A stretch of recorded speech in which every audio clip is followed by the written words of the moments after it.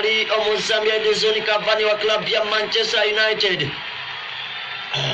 Move badde wonderful Omuzambia Mbappe asambye ko ne Neymar ne bagumudiza Mbappe. Nayagala okuba muko wano ne gufuna muko ku deflection. Negena kusanga Omuzambia bayise Neymar Santos Junior. Nakuba goalkeeper David De Gea Quintana. Taina Stars sobode gujja ne kukwata akatimba. Pira gukuta akatimba emu. Manchester United bakulengeza wano omulezi gwe bayise Mozikini. Naye abadde atuuse naye Neymar n'amugamba baba guvemu. Emu. PSG. Zero club ya Manchester United. Bera wetu wetambula gwe mnafe agenda maaso n'okubeera ng'atawuliriza ttiimu ya PSG. Bamaze okubeera ng'ate bateekamuko ekitego wane eno. Bamaze okubeera ng'ate ekitego bakijjamu empewo gwe mnafe agenda maaso n'okubeera ng'atawuliriza era omuzannyi Neymar nga bwe yakikola sizoni ewedde ku ttiimu ya Borussia Dortmund ng'esoosa bakubira eri ewaka mu ggwanga erya Germany ku Signal Iduna Park mu knockout bwe bajja Bufalansa. Omuzannyi Neymar yeetikka ttiimu ya PSG okutuukira ddala nga agiyisizaawo ne kaakati mu kino ekibinja beetaaga wiini olunaku olwaleero nga bwe kyetaaga nga bwe kisoboka balina ofuna wiini era amaze okubeera ng'atafuna goolo namba emu eya ttiimu eno eya Paris Saint-Germain PSG goolo emu ate nga ttiimu ya Manchester United babalasize bulogwe munafawuliza tuli wane eno ku kisero kya ttiimu United era nga akapiira kakyali egoolo emu eya ttiimu emanyirwa ng'ate eya PSG balina bana basatu ate nga United balina bana 2-3 era nga Edison Cavani factor olunaku olwo twagala kulaba oba eneesobola okubeera ng'ate ekola. Jjukira abamujja eno era yegatta ku ttiimu eno eya United ng'ava ku ttiimu ya PSG ku bwereere olunaku olwo binaatambula bitya. United balina De Gea mu goal, Alon Wan-Bissaka, Harry Maguire, Victor Lindelof, Alex Telles, n'omuzannyi Fred, Scott McTominay, Bruno Fernandes ne Marcus Rashford, Martial n'omuzannyi Edison Cavani. Wabula PSG balina Keylor Navas, Abdul Diallo, Marquinhos ne Preston Kimpembe, Alessandro Flores n'omuzannyi Daniel Pereira, Leandro Paredes n'omuzannyi Marco Verratti, Kylian Mbappe ne Moise Kean wamu ne Neymar. Ttiimu ya PSG 0 ttiimu ya Manchester United gwe munafawuliza mpaka za UEFA Champions League. Tuli mu match day 5 era nga tugambye mu kino ekibinja kyennyini ttiimu ya Leipzig ekubye ttiimu ya Istanbul mu ggwanga eryatake egolo zibadde 4-3 ola akapiira kabadde kazibu gwe munafawuliriza ennaku olwetwaga kulaba ensonga zino zinaafaanaganako zitya. Jjukira United beetaaga just akabonero kamukoko genda ku raundi e16. Embeera bwete bwetambula gwe munaffe agenda maaso n'okubeera ng'atawuliriza ze Chris Denmaje topscorer Ndine Kenneth Kalio Benefem Lady esumye endongo masekati g'ekibuga Mbende era nga wetusinzira okubeera ng'ate tukwereza ensonga bwezito bwe zitambula emu ttiimu ya PSG 0 ttiimu ya United. Tujja tulabe Manchester United bakyagezaako mu maaso n'okuba ng'ate bakyagiyiiya y'omusami Marquinhos zinasambako n'omusami Kimpembe. Manchester United babalumba mu Kowan anoonya akaani ojja kuwulira cross mu ntabwe baleeta wano atomera muko ne bagojjawuko omusami gwe bayise Fred akubye blind pass wulira ennyanda bakuba akutte nnyo omusami David De Gea y'omusami Neymar kakati baddamu okuba ng'ate balumba buto aba club ya Paris Saint-Germain n'ateeka wakati y'omusami Marco Verratti n'ajjanyigako eri Mabod bakyagezaako okuba ng'ate batetenkanya Manchester United babalumbamuko wano ojja kuwulira PSG y'omusami Kimpembe asambira wano mu center line ye Marco Verratti bakyagezaako okuba ng'ate bayi Manchester United bagirumba oyinza okuwulira goal namba 2 katulinde tulabe agamba atya Yusufu Wante wali ekibogo ogambye nti nno kooli otambula naffe webale nnyo mundabira abantu bonna abali saidi za wali ekiboga Lwamata Kasejje ogambye nti nno tubaagala nnyo katulinde tulabe bagezaako okuba nga tebayya ba club ya Paris Saint-Germain y'Omuzambique gwe bayise Marquinhos najja ateekene wansi bagezaako okuba nga tebayiya baklabu ya PSG bagusudde Manchester United kakati ebadde eyitawo ku mupiira klabu ya Paris Saint-Germain bagenze maaso n'okuba nga te baguyisa negenda bugenzi wabel bakulengeza wano Marco Verratti abadde amukuba ye Degeya yakwata nnyo n'agumansa emabbali katulinde tulabe Manchester United bagezaako okuba nga tebayiya bazze ne bagojjawoko katulabe PSG ezemu neguba nkugambye bano buli abeera ewaka bwe bayise obubi wekinaabanga kampeeni eri ewedde we bayisinkana buli omu yafuna ku muno obubonero mu maka ga munne mbeera bwetyo bwetambula gwemnafe atuliriza era ng'eddakiika etwogera kakati ziri 11 ezakatambula kitundu ky'omuzannyo ekisooka United babala 0 ate nga ttiimu ya PSG babala egoolo emu eteebeddwa omuzannyi Neymar Santos Junior Brazilian olunaku olwo twagala kulaba ensonga zino zigenda kubeera nga ate ziggwera luddawa katulabe wano Marquinhos jeno omupiira wa ttiimu enemanwanga ya PSG n'asambako ne Kimpembe omuzannyi munonga ate Alessandro Florence ne omupiira bagusudde ne bagweddiza wano eno abatiimu ya PSG makati g'ekisaawe kati netulabe Marco Verratti jeno omupiira ye Kimpembe jeno omupiira wa ttiimu ya PSG bwe balina omupiira Kimpembe nakuteekera ekyengulu ali omuzannyi Abdul Diallo bagenda otwala wano eno ttiimu United ono Mbappe katulabe naye omupiira bagusudde ne bajja bagweddiza Alex Telles makati Cavani afunyeewo ne bijja makati Juno Scott McTominay jeno omupiira naye bamulinnyemu liifali agamba ki liifali agambye omupiira bagusimulaawo njagala kutegeeza nti ne bannaffe aba Telesystem agamba atya Kenny Kyenda agambye kwali awuliriza bulungi nnyo ali ku shooters embeera bwetyo bweziri agamba atya Musawo Jime naye agambye kwali atumbudde ekyejjomanyi awuliriza bulungi nnyo Misa Kinobo kwali atumbudde osobola okunfuna wali eri ku Facebook osobola okubeera nga tonfuna bulungi nnyo ku Facebook gwe munaffe awuliriza egegenda oteekemu Chris Denbaje ojja kubeera nga tonfuna bulungi live omupiira guno ojja kugufuna bulungi wonna wosinzira okubeera nga towuliriza saawa zino zennyini osobola okubeera nga totufuna bulungi ku Facebook wali eri gwe teekamu Chris Denbaje embeera ejja kutambula ddala bulungi nnyo njagala kutegeezaako nti nno tutambula ne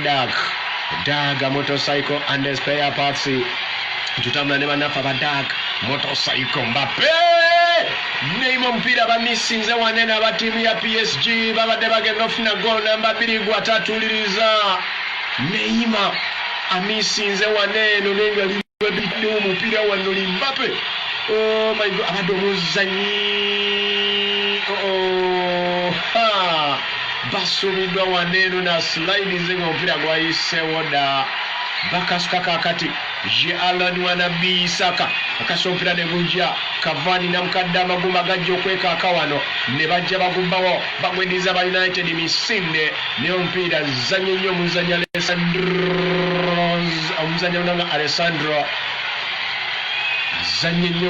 Alessandro Florenzi naguteekamu ekigere negenda bweru bagenda kasuka again agamba atya ayimisiwa agambye United ewona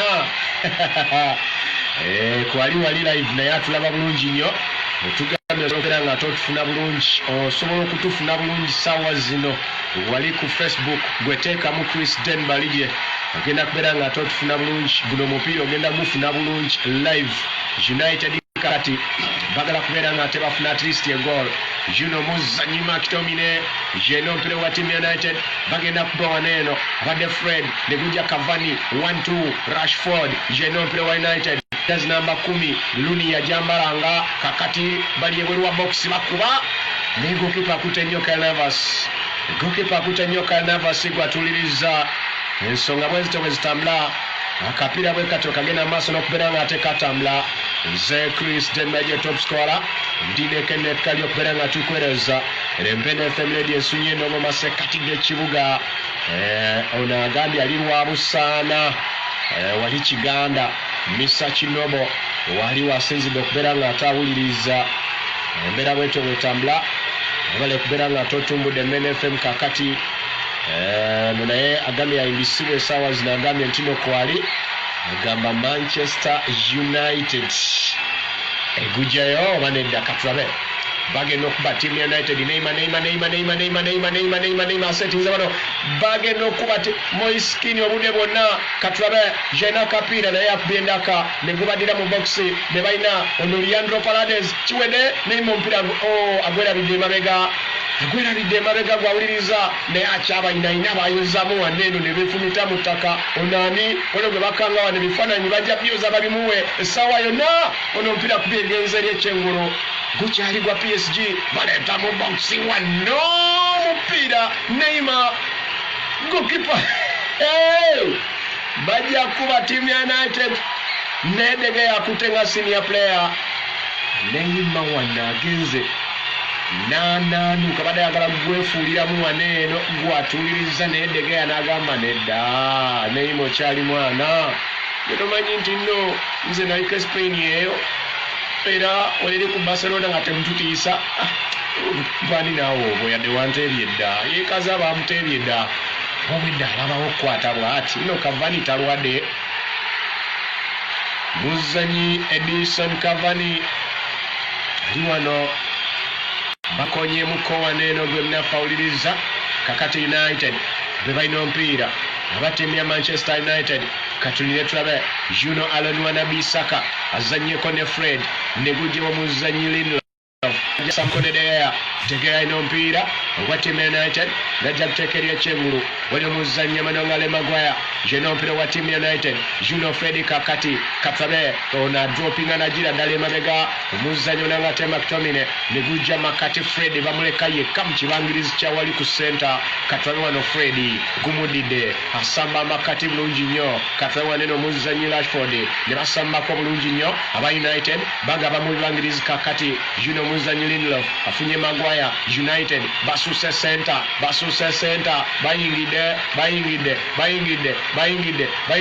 wa PSG bajja kulira essaawa yonna Makitomina amanyi okupirako emabega najja tekene bali waliyani Juno Alon Wan-Bissaka omungereza Makitomina bamuddiza katulabe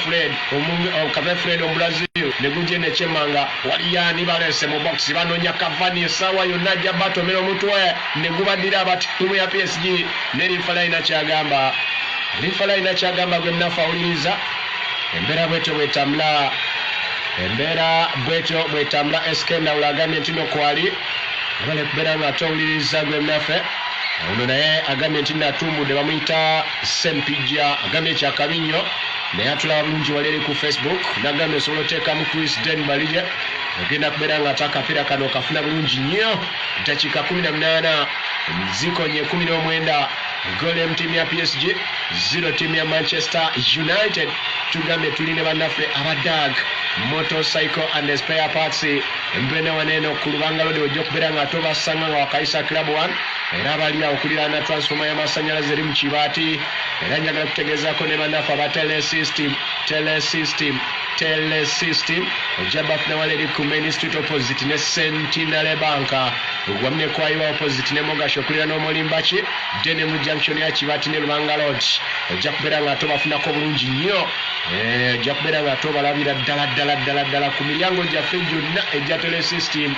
kuliko akapande akalaga nti n'ogwo omulyango gwa telesystem kali mu bro w'amazzi akapande aka Tekino gwe mnafawuliriza tugamba mu Christmas eno jangu osuubule jangu ofune essimu ez'omulembe buli kimu tugamba nti no tukirina kasita kiba nga kyamasimu ku telesystem embeera bwete bweri 2 nze Chris Denbalije top scorer ndine Kenneth Kalio empene family ensunye n'ongoma sekati g'ekibuga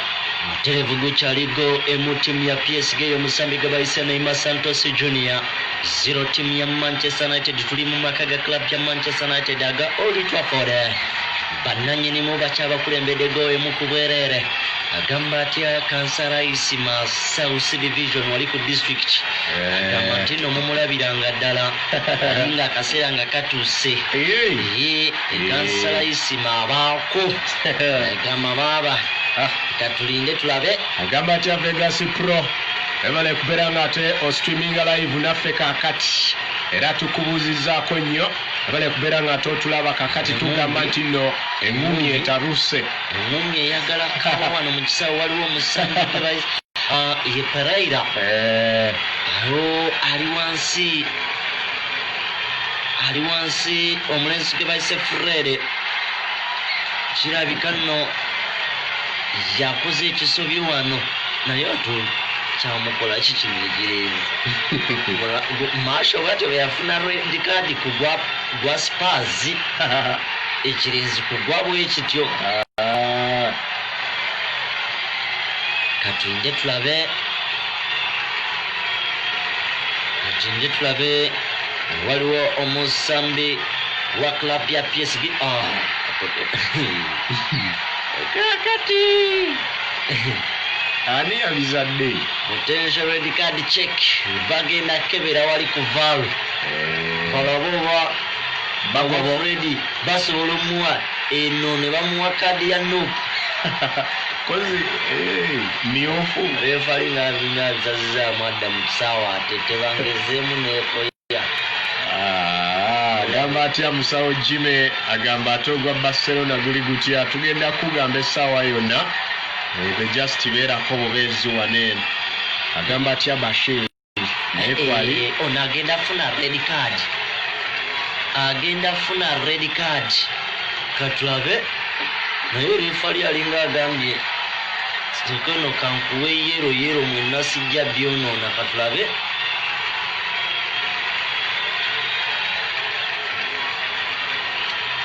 refari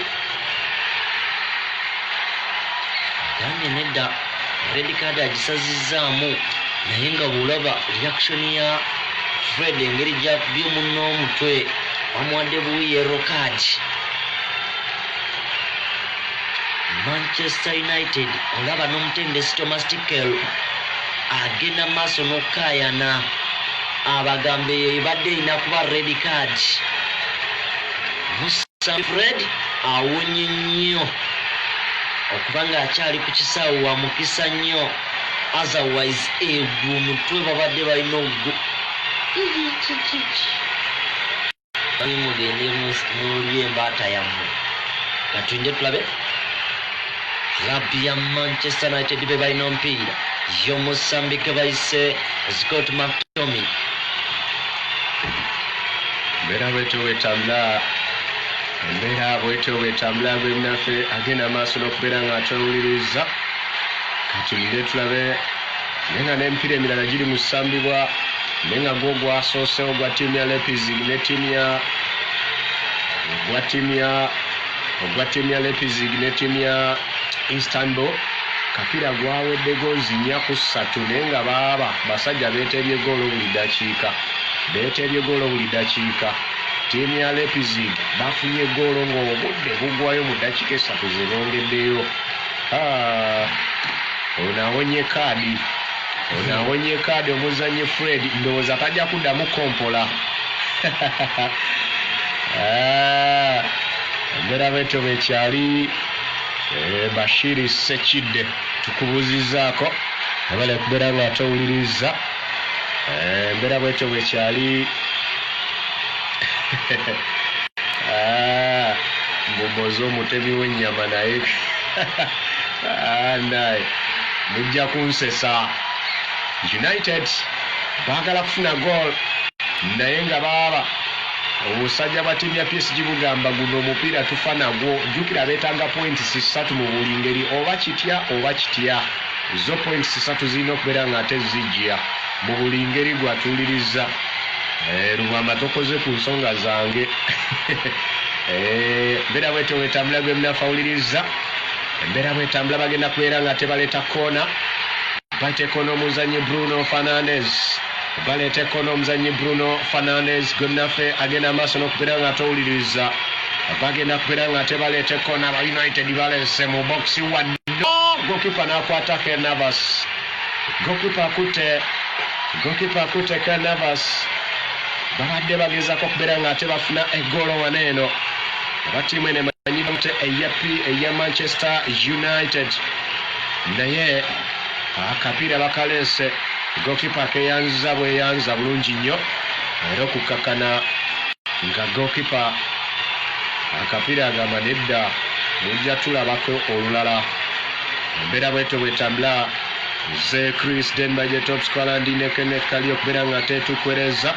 era nga tusinzira waneno ku Mbene FM ensonga bwezityo bwe zigenda maaso n'okubeera nga ate zitambula gwenaffe agenda maaso n'okubeera nga ate owuliriza kakati zikyali egoole emu PSG ziri emu PSG 0 tiimu eno emanyiddwa nga ate ya Manchester United. Gwenaffe agenda maaso n'okubeera nga ate owuliriza katulinde tulabe wano PSG bagenda bakubamu omupiira wano bano bajja kukola ensobi naye akapiira era gukyali mu box United. Cavani akubyemu wali eri omuntu amusindise amutaddeko eryanyi gwawuliriza katulinde tulabe ensonga nga bwe zitamba.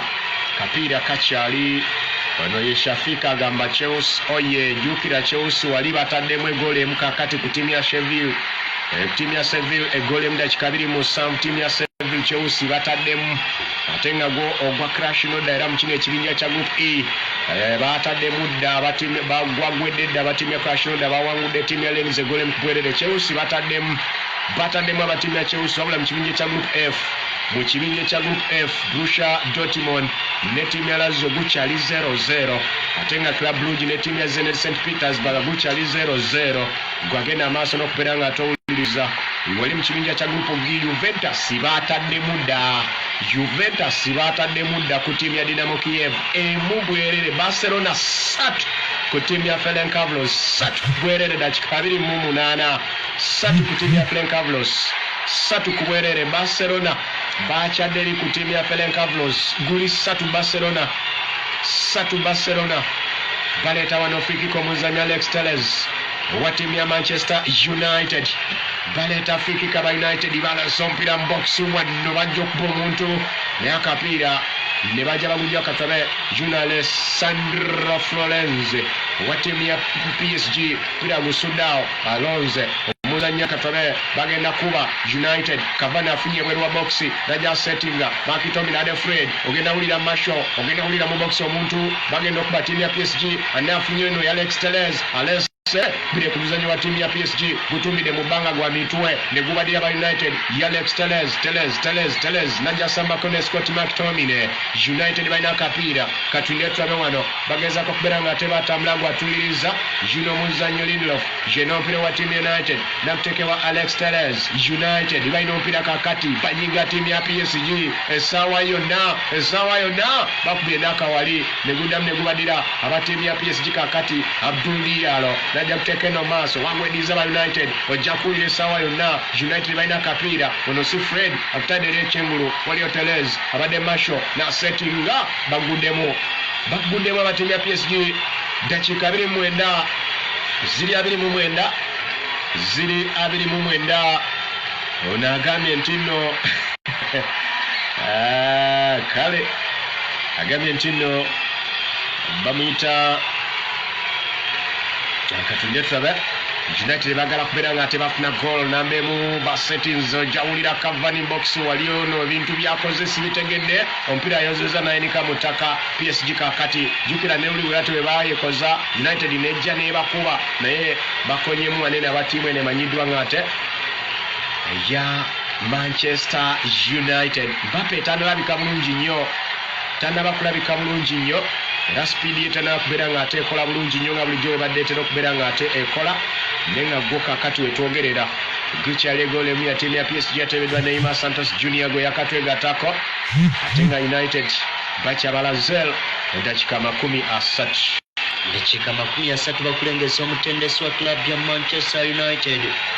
ebinashosha ebintu tebinabatambula bulungi. Katuyinje tulabe ejjuka wali mu Premier League agenda kuba nga agenda kurana ne stadium okuba nga tasamba club ya West Ham United omupiira mu Premier League ogenda osooka okukomyawo abawagizi mu kisaawe abawagizi 2000 bagenda okubeerawo okula nga ate balaba omupiira ogwo bakulengeza ali omusajja mukulu gwe bayise Paul Pogba bayinza okuba nga ate akaseera konna bajja mulowoozaako zokuba nga ate awomingamuko PSG kakati kakati bwe balina ompi y'omusami Moskin najja ateekeno wansi refali agamba nti omusami gwe bayise Moskin kyaka abadde offside. Moskin abadde offside egenda kubeera free kick ya club ya Manchester United ye Scott McTominay najja anoonya Commons gwe bayise Freddy bagambye batandike bujja batandise kakati y'omusami gwe bayise Victor Nelson Ndlovu najja asamba Cowan ye Aaron Wan-Bissaka wali wansi wa club ya PSG basuduse y'omusami Neymar agusudde kakati Manchester United ye Marcus Rashford y'alina omupiira wa club ya Manchester United omupiira guyisizza musami gwe bayise Marco Verratti omupiira guyisiza negenda bugenzi wabawe bakanyuza mu bwango bw'ekikolo ekyawaggulu y'omusambi Bruno Fernandes wa club ya Manchester United ateeka wakati waliwo y'omusambi Fred bagumudiza Bruno Fernandes namuteresako wano Antonio Martial akuba goalkeeper Karl Navas azze namuteeka waawo negudizako wano bajja kuba club PSG own goal omusambi Marcus Rashford akubye ono Danilo nakuteekamuko ekigere ne gufuna defection negenda benzi mu katimba emu muzanyi amayinga ngate Marcus Rashford amaze okubeera nga atafunira Team United egol eyekyenkanyi naffe muzina eddakiika nga ziri 32 bw'atyo n'aba nga asobola okubeera nga ate afuna atafuna gol namba emu eya tiimu ya Manchester United kakati guli emu wabaddewo ne defection wano eno bano balinga abeeteryani ono si Kimpembe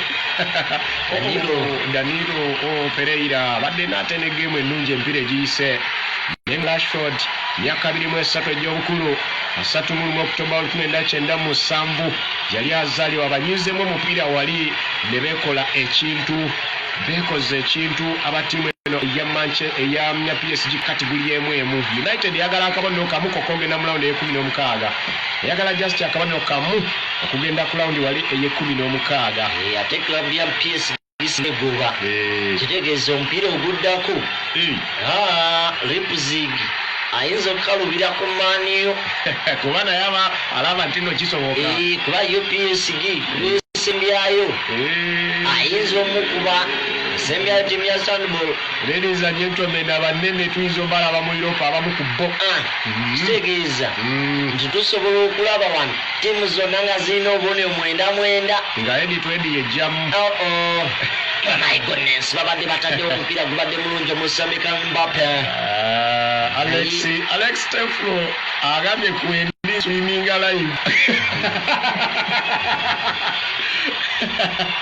agambye ku endi swimming alive kyabadde ayagala okutegeeza okitegedde nkitegedde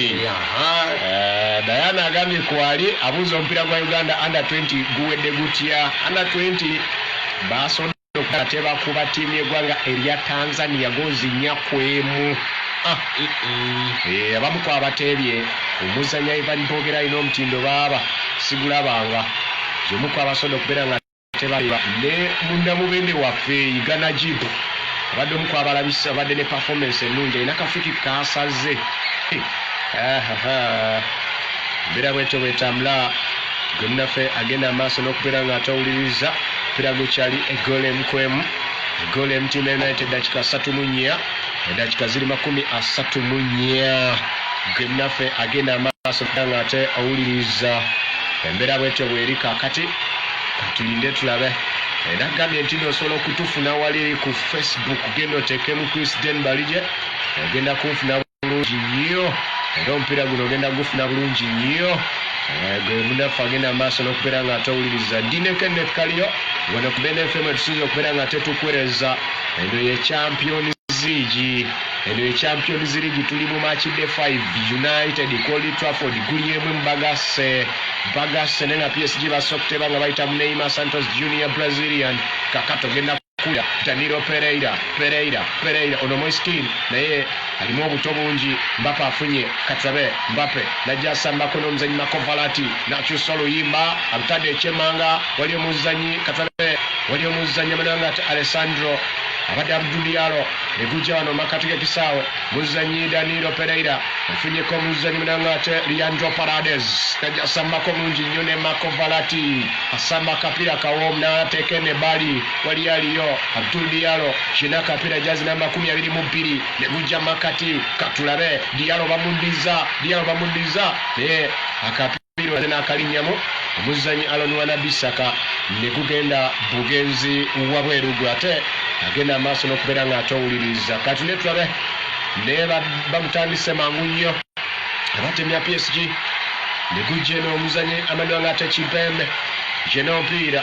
ne gujja makati Danilo Pereira PSG jeno omupiira katulabe juno omuzanyi Varane ne gujja wa Danilo Pereira again jeno omupiira wa Paris Saint-Germain United babagaba wano akapiira Juno Marquinhos ne gujja wa Chimpembe PSG balina omupiira batadde n'ekyemmanga wali omuzanyi Abdul Diallo jeno omupiira katulabe asalako bulungi nnyo omupiira gwa banajja agosula agosudde Fred Akaluba kyekyo kimutandisa emipiira nga gino omupiira gwa banne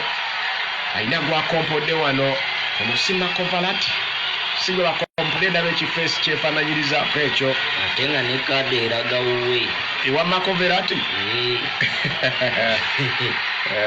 sanyisa ettima ku musambi Fred ng'alaba omupiira gugenda kutwalibwa refali ye yellow card yamaze ddoba ng'ate agijjayo akyagikutte mu ngalo nti ey'omusambi akyagenda maaso n'okuba ng'ate Paredes Leandro Paredes agenze maaso n'okuba ng'ate bamuwa yellow card Moses agamba Man U kyekiganye Man U baataddemu gwe oba weebuuza ono Leandro Paredes afunye kade ya kyenvu Fred ayina engeri gy'akabala amakati mpola toyinza tegeera kasajja kampi tekalabika maanyi tekalabika bekakola bw'oba okalaba kayimiridde mu makati oyinza okugamba tekaliimu abasajja ba PSG abalimu bonna abamu ku bo balina ku nnyama ne hayi Leandro Paredes Marco Verratti experience ne Danilo Pereira naye akasajja kababbako omupiira ka Fred kababbako omupiira mu mbeera gy'otasobola tegeera katulabe PSG bizeemu gutuuse wa Mbappe dakiika 38 Mbappe ne gujja Danilo Pereira agulekedde Marquinhos Juno Leandro Paredes yeno omupiira wa ttiimu ya PSG katulabe Marco Verratti bamukubye wano abasajja Scott McTominay kyekyamuleesezza babaddamu onnyambeko bino ebintu byo bizeemu nyambaako binzigiremu oyo si Fredi okulinnya alinnya ekyokulinnya akisobola ate alilake tebamuwa kaadi Fredi alirake tebamuwa kaadi naye nga n'emipiira emirala gigenda amaaso gwatuliriza era nga ttiimu ya Chelsea gukyalegola emubwerere Club Brugge bataddemu mu ttiimu ya Zenit St Petersburg emubwerere Club Brugge bali waka Juventus gukyali emubwerere ku ttiimu ya Dinamo Kiev gwatuliriza ate nga ttiimu ya Barcelona bakulembedde ttiimu ya Ferencvaros twagambye goal ziri 3 kakati bano batandisa akapiira PSG ono alina basala bayingiza bokisi wano muzanyi Dege yakutte naye bannaye basala Bisaka bamusala wano n'atulaga ne ku mujozi n'oba ogwerabidde yakaluba naye yakalubamu baba bayitawo United kakati ne baddewoko Buswaida gwatuliriza babaddewo Buswaida Diana agamba naye kwali akatusaasira Diana agambye era tufuna live wali eri nagambye osobola okunfuna ogegenda just otekemu Chris Denbalije ogenda tufuna live kapiira kano tukawomerwe fenna PSG ne Team United gukyali emu nze Chris Denbalije eno Mbene FM Radio ensunyi endongo masekati g'ekibuga tuli ne bannaffe abatele system bagamba nti nno Christmas bakuwadde essimu empya Camon 16 mitwalo nkaaga gyokka gwe kasita ogamba nti owulidde ku Mubende FM ojja kubeera ng'ogifunira kwaka akasente mitwalo nkaaga Camon 16 eri mu 15 twakusaliddeko mitwalo 55 bwekera ku tele system ebintu bitambule asuubula yanguwako omusuubuzi waffe wa bulijjo tukwaniriza n'okutandika n'olunaku olw'enkya naawe omupya yingira bizinensi n'eyokusuubula ebyamasimu tugamba woyina osuubula wokka ku tele system mubende tele system mubende nenga wamu ne bannaffe abadag motocycle ne spare parts daga motocycle and spare parts bakutuusako omupiira guno nawe osinzira otuwuliriza w'osinzira okubeera ng'ate otuwuliriza gwe munaffe atuwuliriza abali Kiboga abali e Kamusenene abali mu Kiganda abali e Maddu ne Gomba abali e Mityana abali e Kyankwanzi wonna omusinzira otuwuliriza tuli ne bannaffe abadag motorcycle and spare parts mubende ku Lubanga Road yawo wano PSG bangala golo naye Neymar pira bagulese bagugyewo mani ne bagwediza kakati onatadde ku kifuba ogenda kulira Cavani the Cavani factor sawa yonna kafunye ka friend kasonsekeri yennyini kino kiki kyendaba United Juno Rashford nakubendaka ku muzanyi Marquinhos ne gugenda bugenzi wabweru gwe munaffe agenda amaaso n'okubeera nga atowuliriza dakika namubiri ogwa ttiimu ya Chelsea gukyali mu bwerere ku Seville ate nga Lazio ne ttiimu ya Borussia Dortmund gukyali 0-0 Club Brugge yataddemu gwa ttiimu ya Zenit embwerere Juventus ekyayinemu ku ttiimu ya Dinamo Kiev gyonna giri mu dakika ya namubiri ne guno gukyali emu ogwa United Barcelona gukyali 3 ttiimu ya Barcelona mu maka ga Ferencváros dakika namubiri zolekera namu 3 saa yonna ekituma ekisooka kijja kubeera nga ate kiwumuzibwa gwatuuliriza guno ogwa PSG ne ttiimu ya United guliwemu PSG bayinza ejjukuba endala United twagambye singa bigwa bwe biti ne bafuna akabonero babeera mu lawundi e16 babeera beegasse ku lawundi e16 ono Neymar bamusandabudde Makitomine yakubye ole yensonga lwaki abaleeta bano abeera ne ttiimu yo ng'olinamu obusajja obukabala ogamba gwe nkutumye Neymar gwe nkutumye Mbappe ogamba gwe kyamulinya wansi naye ndowooza tekyali kigenderere kuba yastepinga tatunudde eyo bulungi Scott McTominay n'engeri gy'alinnyiddemu omusambi Neymar Santos Junior ng'ali wansi awo bate kibadde kigenderere katende twabe batandise wano frikiki ya club ya PSG era refali agambye Scott McTominay azanyisiza ettima ku musambi gwe bayise Neymar Santos Junior batandika wano frikiki ya club ya PSG essaawa yonna Neymar Santos Junior zino atandika kampimpi n'omusambi Marco Verratti bajja bateekawo eri ekyengulu y'omusambi Alessandro najaguzako omusambi Kimpembe ajja n'asambako n'omulenzi gwe bayise Abdul Jainompi bagezaako okuba nga tebayi y'omusambi Neymar bamwesigamye akasajja katandise obasamba dda tebalina okukegendereza ekeesibye ku Scott McTominay kayinza omumaliriza nga kamuweeseza kaadi omusambi Neymar club ya PSG balese wano mpira zinabuuka namuteekamuko omuto omusambi Harry Maguire najja kakati Antonio Martial owa club ya Manchester United nakuba empanvu yanion ye Bruno Fernandes asambye kachikano Bruno Fernandes ayina kasambye kesitategedde omupiira ne guba nga tegusobodde kutuuka ku musambi Edison Cavani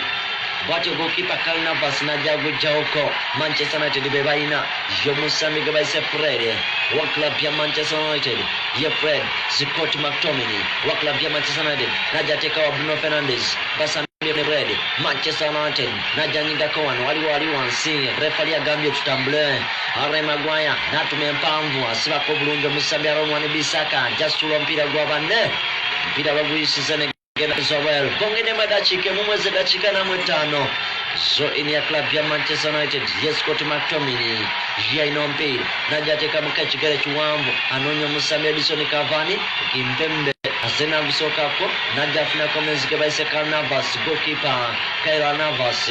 najateka no wakati bagezako kubanga tebayiya kakati ye Marquinhos maya timu ya PSG debaino nasamba kone Kimpembe wa club ya PSG najasamba kono mnesike baise makoverati wa club ya PSG tongede mweda chike muyoka kibajabanyika kerie mabal bano yakan yo Musa Mbappe kan Mbappe badaita uko ompira na yeba ka obulunja Musambi Harry Maguire negenda bugensawel sawa yona refalia japanga tanguita dachika emujabongedemu ewedeyo kakande twabeba kanyuga wano timu ya PSG agabachimaliriza nga balina bbiri batyo refali takoze ensobi yonna nabanga atagumaliriza eddakiika ekyenda eyina eddakiika namu etaano ez'ekitundu ekisooka gol emu timu ya PSG emu ya club ya Manchester United.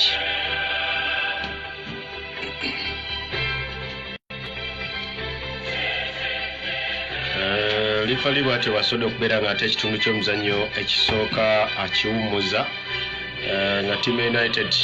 bagase akapiira kaneeno eddakiika namu etaano obaoliawo timu ya PSG badde bakeddeyo bayita muzannyo oyo Neymar kakati tugenda okulaba eddakiika namu etaano agaddako alutya ensonga zino bwezigenda okubeera nga ate zitambula Mbende FM Radio ensunyu endongo masekati g'ekibuga Mbende wano wetusinzira okubeera nga ate tukuweereza ze Chris Denbaje top scorer ndine Kenneth Kalio twagala menya mukati nnyo tumulemu tudde n'ekitundu ky'omuzannyo ekyokubiri ensonga zino nga bwe ziyimiridde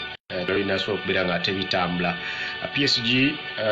oyinza olowooza nti n'abazannyi baabwe Neymar badde yalabiseeko ko nga yeetabamu nnyo n'okubeera ng'akola ebyo kyoyinza okubeera nga tomulowooleza ku mipiira nga gino eminene osalawo naye Kylian Mbappe akyabuze line-up nga bwe yatandise eyo speed gy'atera okuwa naddala ttiimu eno eya PSG n'omudigo ogwo tuyinza okulowooza nti no Ken tetunakubeera nga ate tubiraba bench ekyali nsava ku ttiimu zonna United ndabe balina ku bazannyi nga Don van de Beek abali awo ku bench ajja kulowooza ku bazannyi nga Odion Gallo ne Matic mwali okujja stabilizinga game eyo naye ndowooza nti nno ya PSG balina we bazembeyeddemu eno game bandi badde tebakkiriza yadde okola ensobi yonna okukkiriza United obate bamu kuba United yeetaaga akabonero ate wali ttiimu ya Leipzig ewangudde kiba kitegeeza ekibinja kibeera kikaluba bafavourite bokuyita mu kino ekibinja twalowooza nti no United ne ttiimu ya PSG bagenda kubeera bayita mu kino ekibinja naye ebintu nga bwe biri PSG senga tewangula mupiira guno geemu esembayo eyinza okuba nga tejja babeerera nnyangu nga naddala tulabye kapiira ka Leipzig nga bakuba ttiimu ya Istanbul goals 4-3 nga bajja sembayo United gye bajja okuba nga ate bassa nga bajja kubeera nga basembayo okusamba United nga PSG yasamba ttiimu ya Istanbul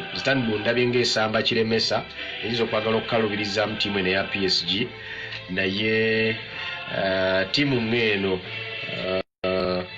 Kenny ba finalists twandowooza nti nno bandibadde ne experience ebajja ku eno level y'okuva mu kibinja line-up nagyagadde ya PSG akuba bazannyi abaliwo nakuba nti nno nanyoomoddemu Komolskin nadde ndowooza nti nno Marcelo Di Maria ne Mbappe ne Neymar banditandise nti waliwo eyo kanga abaana fakita eyo gyolekera omusambi ku kisaawe ne individual brilliance y'omuzannyi nti nno boolina omuwa geemu ng'eno esalawo okusinga okuwa obuvunanyizibwa ennyo omwana omutono Moiskin yadde nga goola aziteeba eri muli gyabadde ku mutindo mulungi nendowooza nti no geemu ng'eno nga waliwo ne Di Maria fakita nti no yali keno ku Man U twakyogeddeko emisana waleri nti no United senga ereeta Cavani mupiira guno yadde etali fit level of fitness olumu zibadde tezibuganya tandika mupiira n'emyaka gye naye eyo Cavani fakita nti no yava mu PSG guno omupiira ogumuwa ndowooza nti no ne PSG senga kye baakoze mu maaso eno ne tubeera ne Mbappe ne Neymar ne Di Maria baakalayini ya United eri ku buzibu nnyo n'okutya nnyo entambula z'abaana abazannyi okusinga Moiskin nga yakulembeddemu oluguba luno oluteebi ku lwange simanyi gwe walabye line-up eno nagimenyaamenya mu ddakiika namu etaano ozirabye naye ndowooza nti no PSG mikisa gibaddewo naye tebannaba kukola nnyo kimala ekyo kiraga nti no beetaaga okuyitawo ogenda ku lawundi 16 ndowooza nti no ekisookera ddala ttiimu ya PSG ebadde sande ddala bulungi muzine eddakiika nga 10 ekitundu ekisookawo ekitandikidde babadde basambye bulungi Neymar era ne bagenda maaso n'okuba ng'ate bafuna goal naye ekitundu ekyokubiri ekisookawo ekigenze mu maaso mu ddakiika nga 20 club ya Manchester United esobodde okuba ng'ate yeddamu okuba ng'ate yeezimba ne batandika okukavaringa gaps ezo ze babadde batandise okuba ng'ate balekamu eziyinza okuba ng'ate zibaviirako obuzibu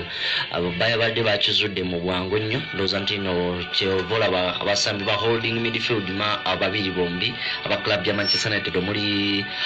omulenzi oyo Scott McTominay ne Fred ndowooza kyovola abali ku pressure y'amaanyi nnyo bafuna yellow cards ezo naye ndowooza nti no club ya PSG ekyasobola okuba ng'ate efuna omulenzi oyo Neymar ndowooza omutendesi Thomas Tuchel ajja kwongera okuba ng'ate amuleetamuko kubanga ndowooza nti neeri gy'alina okuba ng'ate ayita owa Alex Telles abadde alabise bulungi Alex Telles tayagala nnyo nti omupiira Mbappe bwagukwata mu kifo ky'okugoba akalaini ffenna nga Mbappe bwe tumumanyi asala ayingira munda ekyongera okulaga nti neeri Alex Telles abadde agezezaako okuba ng'ate akavalinga bulungi then ekirala Manchester United babadde mu kibadde kibasambisiza obubi wali babadde bataddemu ebibangirizi ate bw'oba osamba club ya PSG ina Neymar ina Mbappe boleka ebyo ebibangirizi byo mu kisaawe most mu half yo baba bagenda kukuba ezo paasi empanvu ndowooza nti no Manchester United balina okusooka ne bakendeeza ku ezo paasi empanvu PSG zegenda obbakuba nsuubira omupiira guno omutendesi Thomas Tuchel agenda kubanga ati bw'anaaleeta Neymar Di Maria nti osuubira omupiira gugenda kubeera ku speed y'amaanyi so omutendesi alina okuba nga ate akirowoozaako nti akwatirire ekirungi yayetaaga akabonyo kamu asobola okusamba nga bw'alumba naye nga tayemalirayo bano ba fullbacks be Alonwani Bisaka bino byabadde atambula najja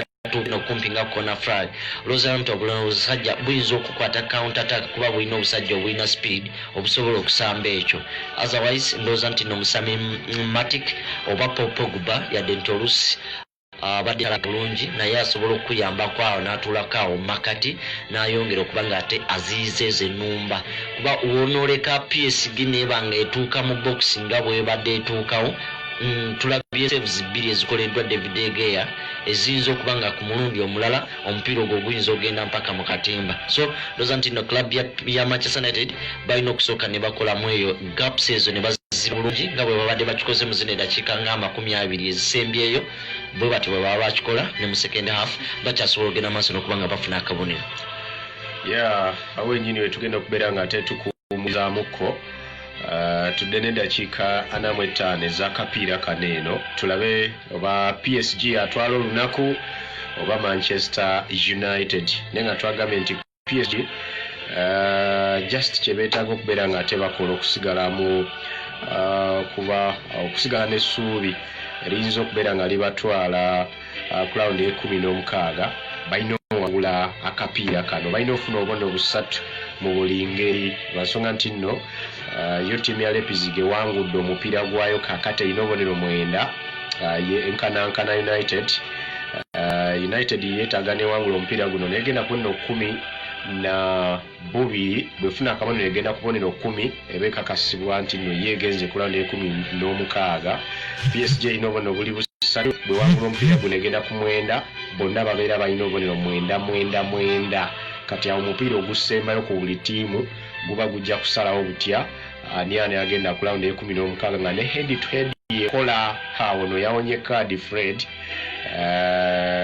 waneeno naye ekibinja bwe kityo bwe kiri bwe tudda ku head to head Manchester United yakuba Istanbul gozi 4-1 Leipzig nekuba ttiimu ya Istanbul gozi 4-3 guno gwakagwa PSG yakuba Leipzig mu bwereere Leipzig yakubako PSG 2-1 bwe kyesanga nti no PSG ne Leipzig basibaganye mu bubonero head to head PSG Leipzig ebegireka lwansonga nti no yagikuba goozi nnyingi ate nga Istanbul yo ku Man U Leicester United ku Leipzig bano bonna basinga head to head ennungi yamukuba 5-0 no wa Leipzig ate PSG eri United ewangula 2-1 guno guba guweddemu United ebeera ina head to head ennungi zino teams zonna so Peter Webutebe gumudde dakiika 45 atudde n'ekitundu ky'omuzannyo ekyokubiri naye nga awalala wonna mu kibinja kya group E Crash Noda gwawedde bakubye ttiimu ya Gole mu bwerere ate nga ttiimu ya Chelsea bakulembedde ttiimu ya Seville Gole mu bwerere first half mpira ogwo nagwo guwumudde. Mu group F Borussia Dortmund emu ekulembedde Lazio balina 0 ate nga Club Brugge nagwo guwumudde ng'erina goal emu Zenit balina 0 Juventus guwumudde balina emu Dinamo Kiev balina 0 ate nga Barcelona guwumudde balina 3 ate nga Ferencvaros balina 0. Barcelona yayita mudda ne ttiimu ya Juventus basamba kumalayo. Tuli mu match day 5 guno gwa group H Leipzig gwo gwayo gwawedde bakubye Istanbul 3 kakati guno gwa United guli emu. Tugenda mu mulamuko tudde n'ekitundu ky'omuzannyo ekyokubiri nze Chris Denbaje top scorer ndi ne Kenneth Kalio ne Mbene FM Lady esunyi endongo masekati g'ekibuga Mbende tuli ne bannaffe ba tele system wamu ne daga bagamba nti nogwe bwoba oyagala ebya piki byonna babina batunda piki nno ezikozeeko n'okugula ezikozeeko ne oyo balina oba oyagala kyusa oba kufuna mupya bakuguza ebya piki spare parts yenna n'okusuubuza okubanga road okulira na transformer y'amasannyalaze kati ninnyo katudde tova ku Mbende FM.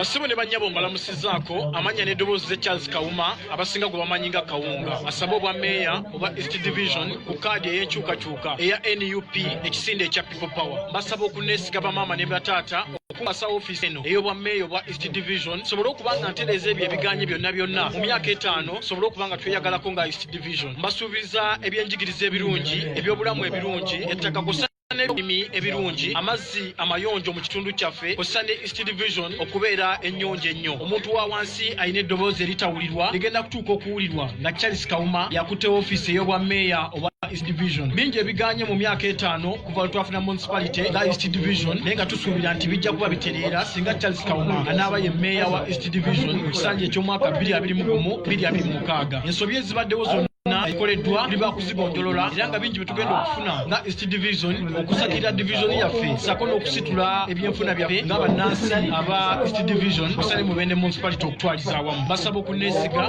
era nga mpabulwa mpuliriza nasobola okukwata obulungi ofiisi eno ey'entebe ey'obwa meeya obwa East Division. Omwaka 2021 mundabiranga ddala akabonero kange ambuleera era ke kagenda okubeerako ku kakonge k'akalulu. Amaanyi gali mu era mundaga amaanyi ago mu mwaka ogwa 2021 neyanziza neyanzeeke.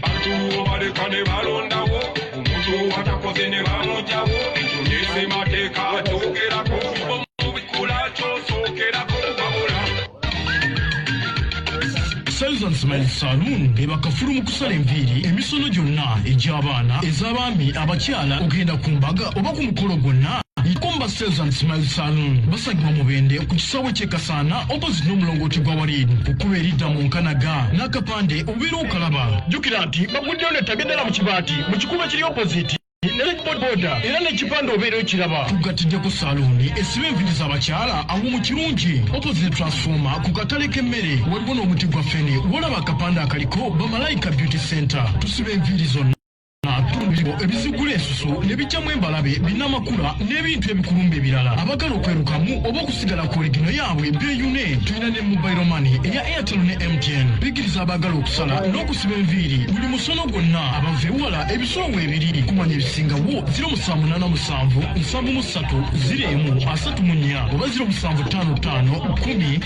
78 nyirira naffe jangu tukuyooyoote ng'oteeka ssente w'olaba. Jemweka waka ebirani birikodi wagala nkulabila mu bisoko no kano abayimbi kije muliko eno plan birikodi estudio mutindo gwa music mubende elanga tukowola ko muyimbi jangu wefunire ku Christmas offer nga tukuterade wa promotion tukusalideka bitundu abiri gwa recordinga ate ulira kano plani bya kuterade waje tuiseda abo pe bo recordinga nyimba bilio saswa mitwalo 15 zokka omukisa guno togusuula mara ko mwaka ngofulumize nyimbe mpya ne ba producer abo mulembe bonda oyimba reggae raga dansolo bandi kadongo kamu oba nyimba za kwaya tusangibwa ku Lubanga Road opposite ne Shooters Pub tukubira ku 0774 oba 0755 yefe banno ddala aba Plan B Records. Nyanza Sans Cosmetics Center bakabaka bokunyiriza ensusu eza buli kika oli muddugavu oli wakataketake oba oli mweru kati gwagala okukyusa langi olususu lwo okuva mu buddugavu foko omweru balina ebizige bya bulikya balina weaves deodorants fumes ez'omulembe na buli kalona erinakola ku byokunyiriza ensusu n'enviiri osuubula oluuka kamukamu kati basange mubende ku Kabalega Road okulira n'akatale k'engoye waba kweri ku 075 kusene 078 Sans Cosmetics Center beba no ddala mu kunyiriza ensusu n'emitwe. Baganda bange okukuuma obutonde bw'ensi kintu kya mugaso tusaanye okusimba emiti okwewala ebirijja mu maaso wano abakaweeri